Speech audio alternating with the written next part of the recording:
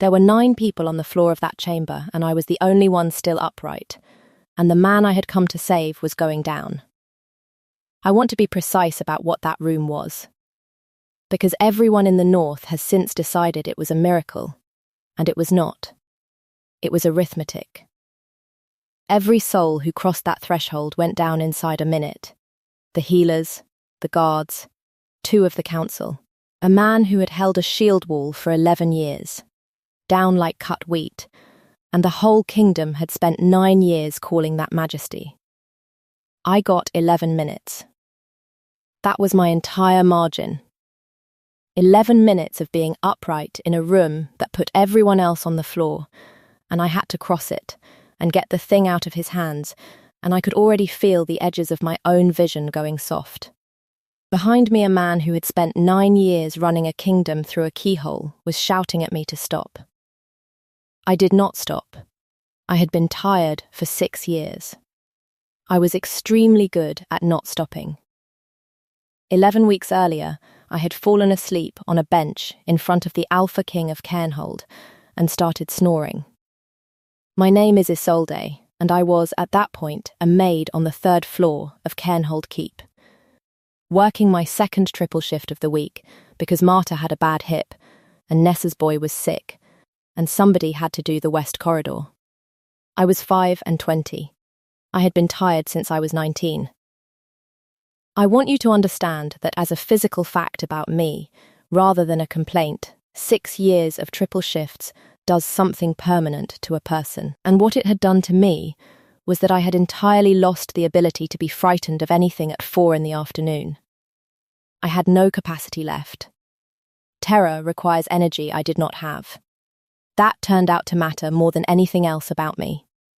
The presentation was the housekeeper's idea, and it was a punishment, though she would have called it an honour. Twice a year the household presented its unbonded women to the king. Not a choosing.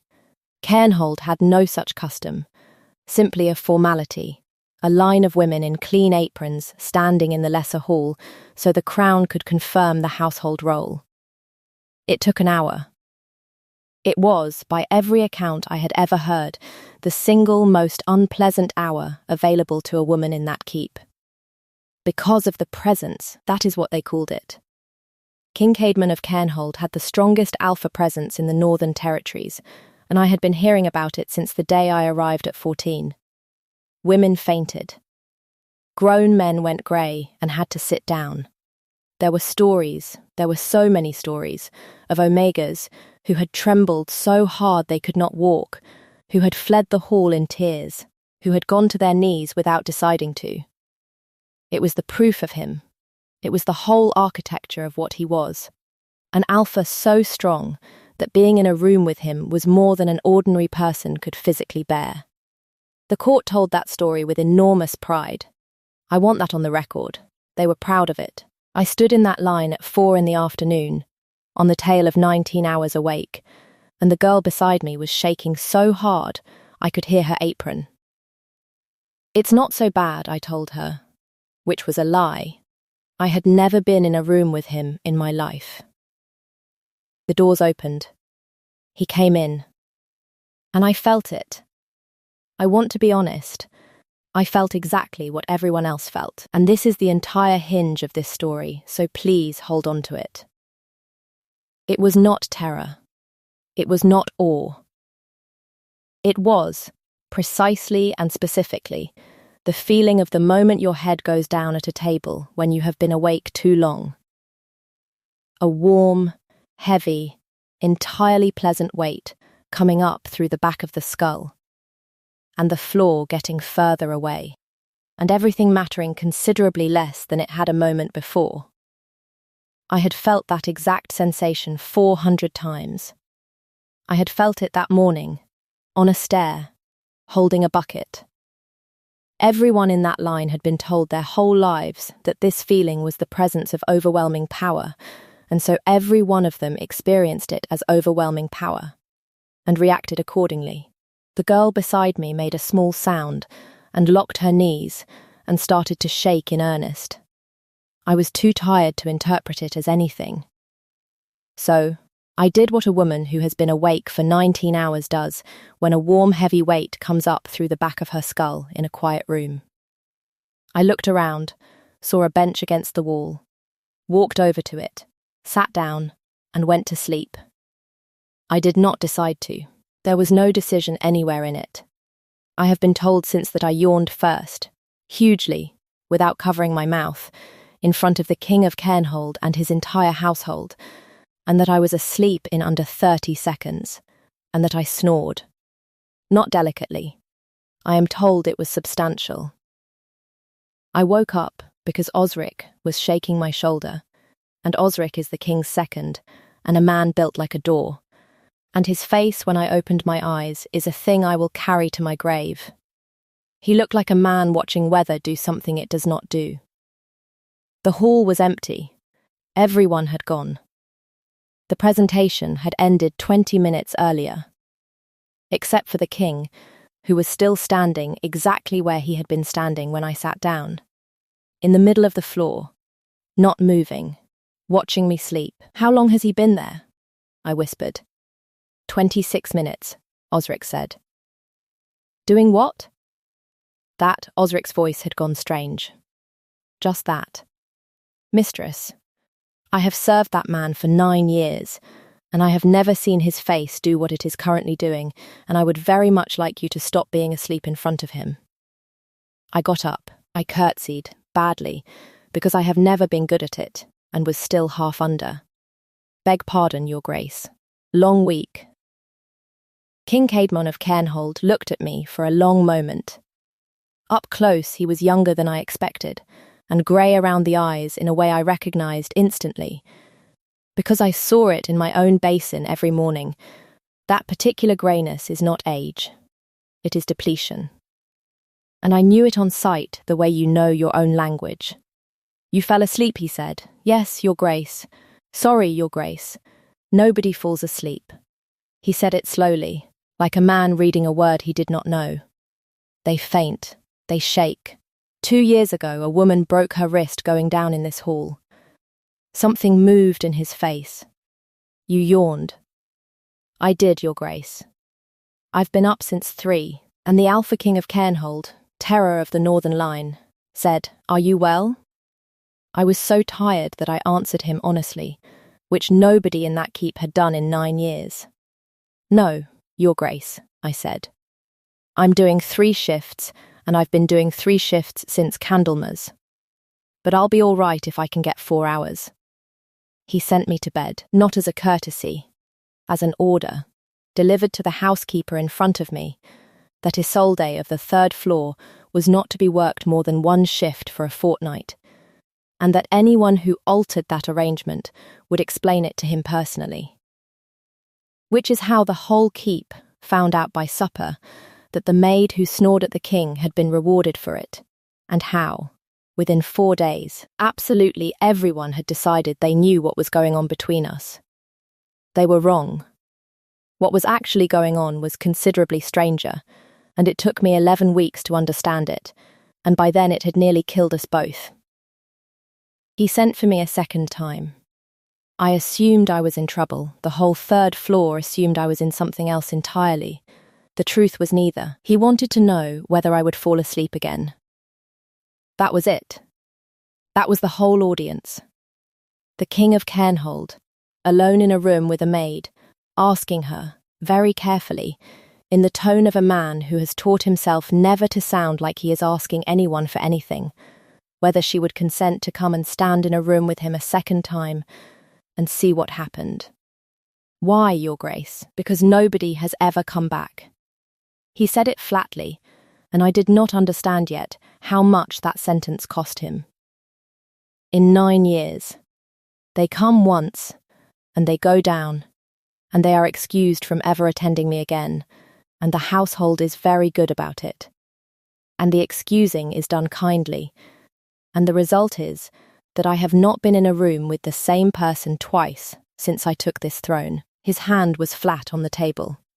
Except Osric, who endures it, and Lord Ferris, who stands at the door. I would like to know whether it is different the second time. I have had no way of finding out. I said yes. I want to be clear that I said yes for entirely unromantic reasons.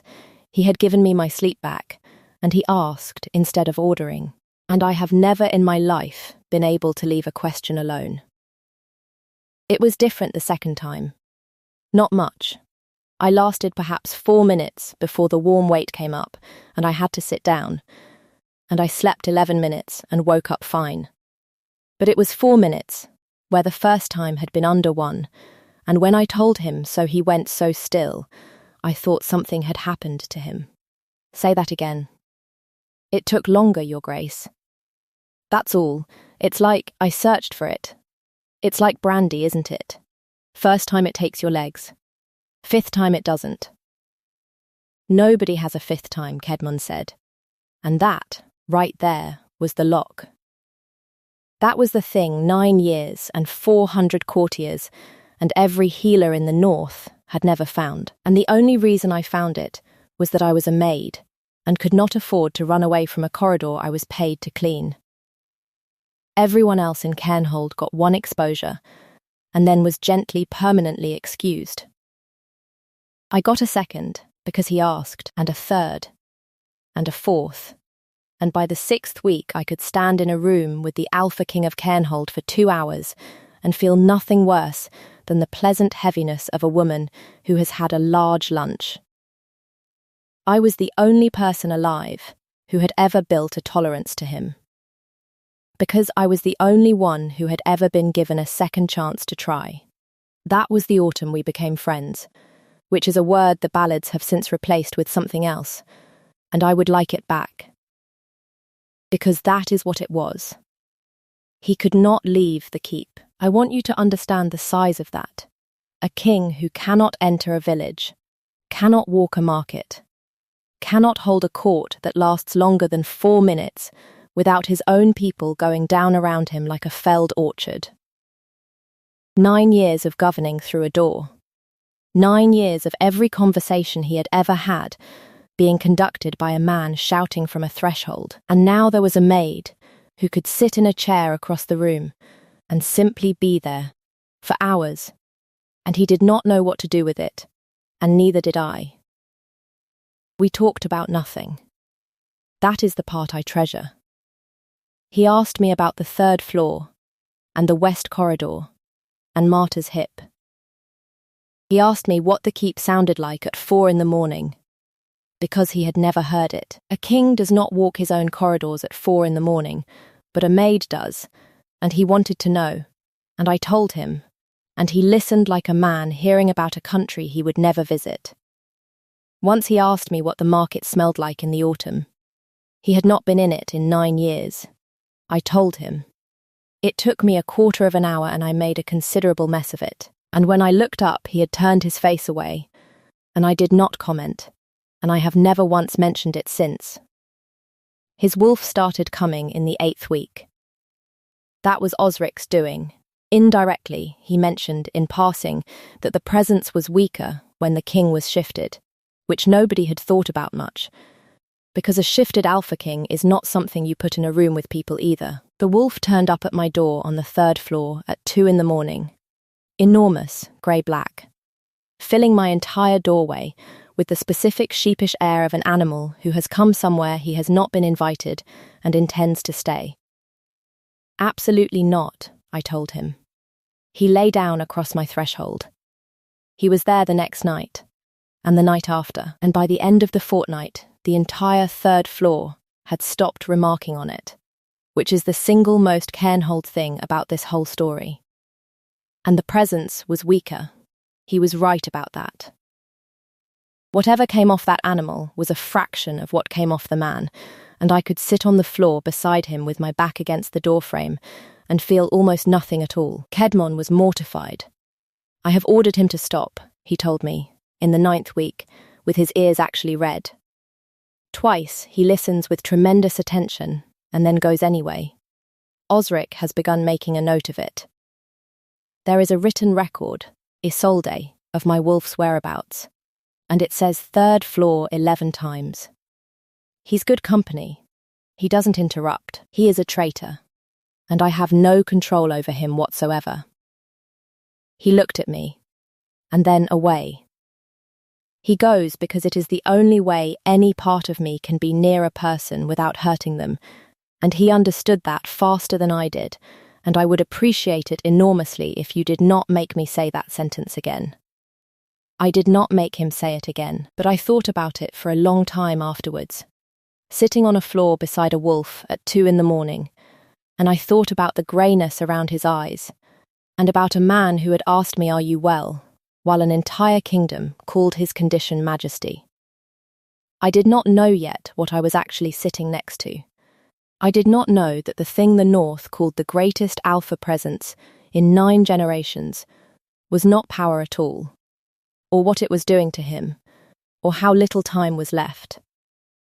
If you want to find out what a whole kingdom does when it discovers it has spent 9 years admiring a symptom, and whether a maid too tired to be frightened can make 400 people believe her, stay with me. What I worked out on a stairwell is the reason I am telling you any of this. I worked it out because of Marta's hip. That is genuinely how. Marta had been on the West Corridor for 30 years, and she took a tonic for the pain. And I fetched it for her from Master Aldwin's stores twice a month, and in the 10th week I was in that still room, waiting while he measured it out, and I said, idly, making conversation, that I hoped the king's own tonic did more good than Marta's did. Aldwin said, pleasantly, that the king's tonic did a great deal of good, and had done for 9 years, and that his grace had not missed a single evening dose in all that time. I got as far as the stairwell. I sat down on the 4th step with Marta's bottle in my hand and did the arithmetic.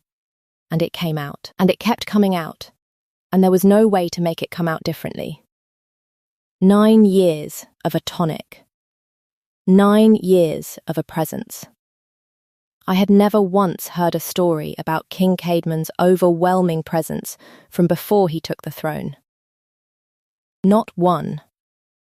Everyone in that keep could tell you about the woman who broke her wrist, and the ambassador who went down in the Great Hall, and every single one of those stories was 9 years old or less. He had been an alpha his whole life. He had been this for 9 years. And it was getting worse. I had heard that too, from a dozen people, said with enormous pride, the king's presence grows stronger every year. Which is a very fine thing to say about a king, and an absolutely terrifying thing to say about a dose. Something in me went very still and very clear. Nobody had ever examined him. That was the thing that finished it.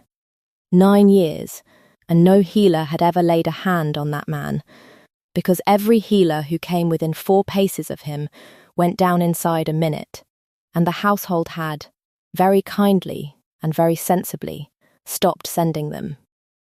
The condition prevented its own diagnosis. That is not a coincidence. Nothing in nature is that tidy. He was not the most powerful alpha in 9 generations. He was being poisoned, and had been for 9 years, and the entire Northern Territory had spent that decade calling it majesty, and being proud of him for it. I went to Osric first, because I am not a fool, and because I knew exactly what a third-floor maid's word was worth against 9 years of national pride. Osric heard me out. It took a long time, and at the end of it, that enormous, phlegmatic man put his face in his hands and said, "The ambassador." "What ambassador? Vasily of the Reach." Year 4. Osric's voice had gone thick. He came to test us. He went down in the Great Hall in front of 200 people, and we all. He stopped. We cheered, Isolde. I cheered. A man collapsed on my floor, and I was proud of it. Aldwin did not deny a word of it. That is the part that undid me. He was 70 years old, and he had been keeper of the king's health for 30 of them. And when Osric and I put it to him, he looked at us with complete bewilderment and then complete horror, in that order, and it took about 4 minutes to establish that the man had never once known what he was mixing. The tonic had been prescribed 9 years earlier by his predecessor, for the king's headaches, with the formula written out, and the instruction that it was on no account to be altered. Aldwin had made it up exactly as written. Every evening, for 9 years, faithfully, the way a good servant does. He had never questioned it, because you do not question the formula. He wept when he understood. I have never seen a man that age cry like that, and I hope not to again. His predecessor had died in the year 6. Which left the question of who had kept the instruction alive after him, and that was the question I was still holding when Lord Ferris came to see me. I liked Lord Ferris. I need to say that plainly, because it explains why I did not see it, and because I have spent 2 years being angry at myself about it. He was the king's voice. The office had been invented for him in the year 1, and what it meant in practice was that Lord Ferris stood at the door of every audience and relayed. The king spoke. Ferris carried it out to whoever had been unable to remain in the room. Petitions came in through Ferris. Reports went out through Ferris. 9 years of a kingdom being governed through one man's mouth, because there was no other way to do it. He came to my room on the 3rd floor, alone, and he was kind, and he was reasonable, and he was the first person who had ever treated me as though my opinion carried weight. "You're right," he said. "I had not expected that. You are entirely right, Isolde, and I have known for 6 years, and I want you to hear the whole of it from me before you decide what I am." He sat down on my one chair. I found the formula in the year 5.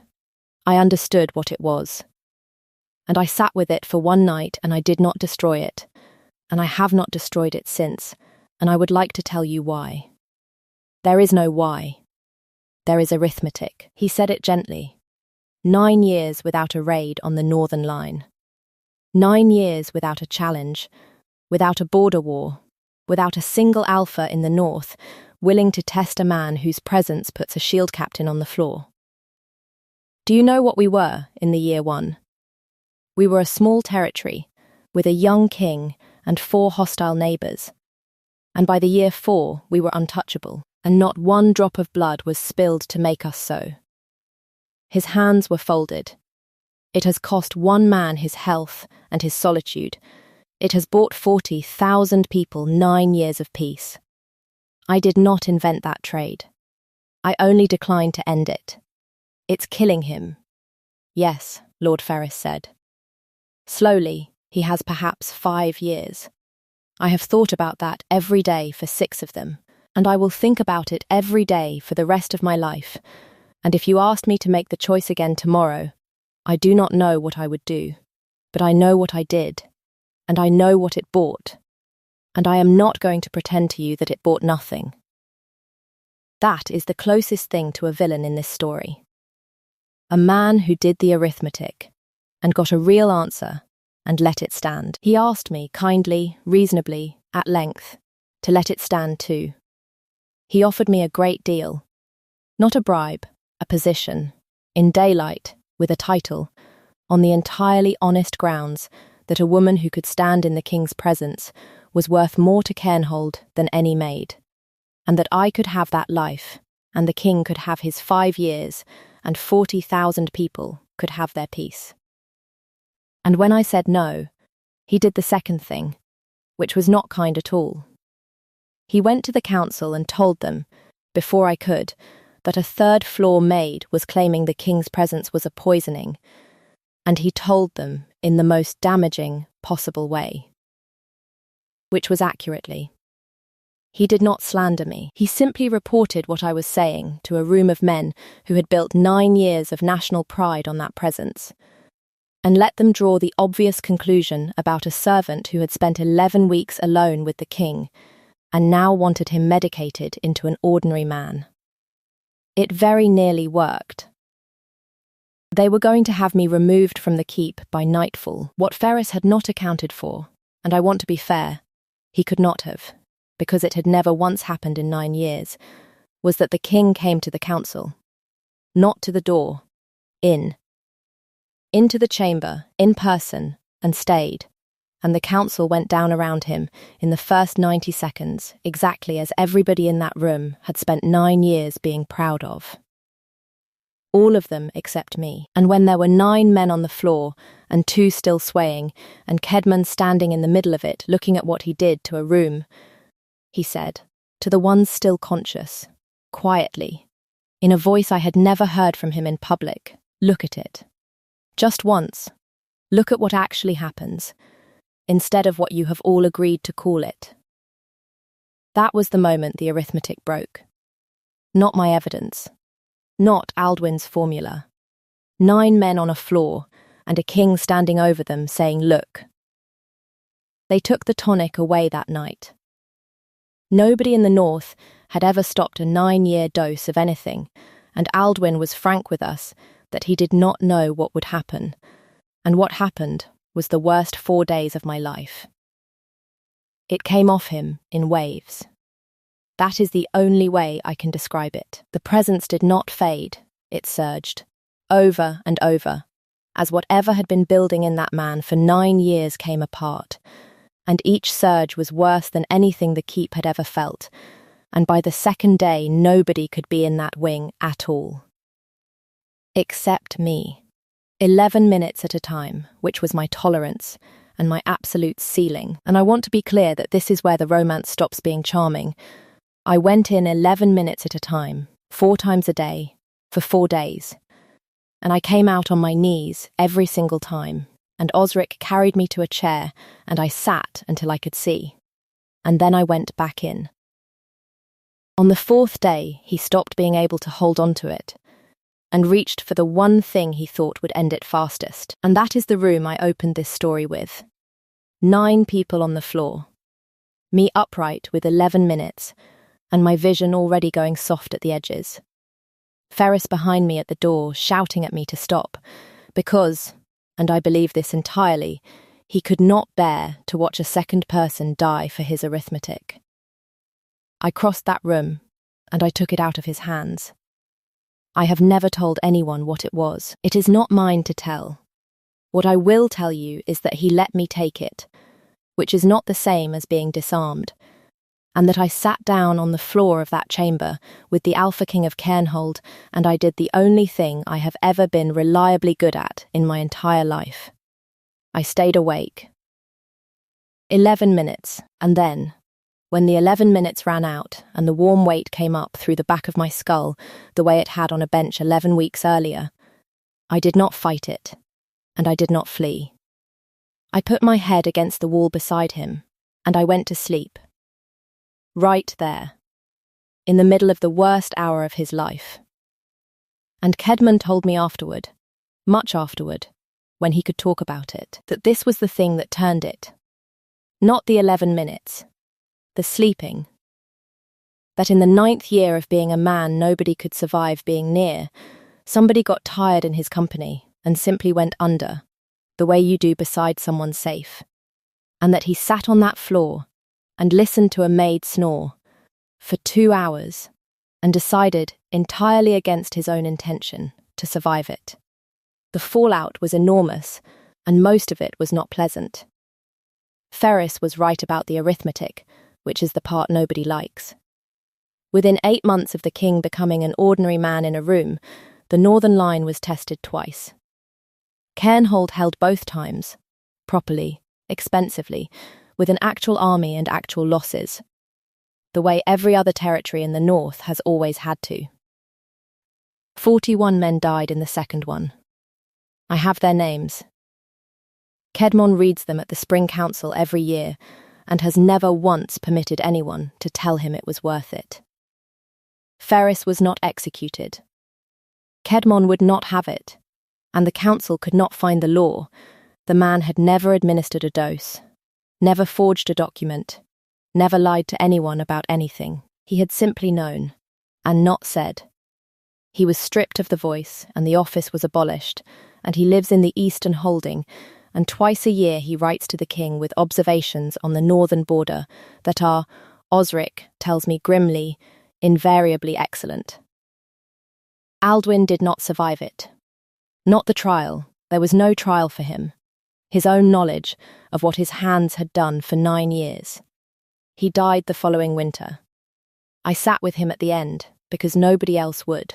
And the last thing that man said to me was that he had never once questioned a formula in 50 years of practice, and that he had thought that was the same thing as being careful. 2 years on, the King of Cairnhold walks his own market. I cannot describe it any better than that, so I will simply tell you it is the thing I like best in the world. He goes on Thursdays.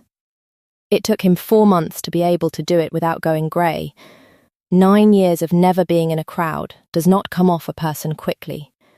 And he is still no good at it, and people still get out of his way, and he still cannot quite believe that they do it out of respect for a large man, rather than because their legs have stopped working. He buys things he does not need. Osric says it is becoming a problem. There is a room in Cairnhold Keep that contains, at present, 11 identical wooden spoons.